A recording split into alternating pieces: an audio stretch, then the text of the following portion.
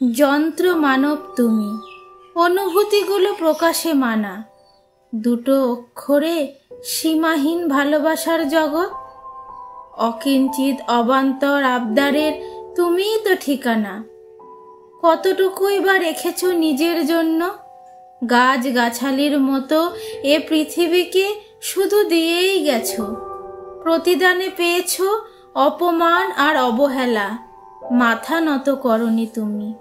তুমি চিরন্তন, তুমি আগমনী সুরে শঙ্খের প্রতিধ্বনি, শিশির ভেজা ভোরে হিমের পরশ, উৎফুল্লতার এক প্রতীক তুমি।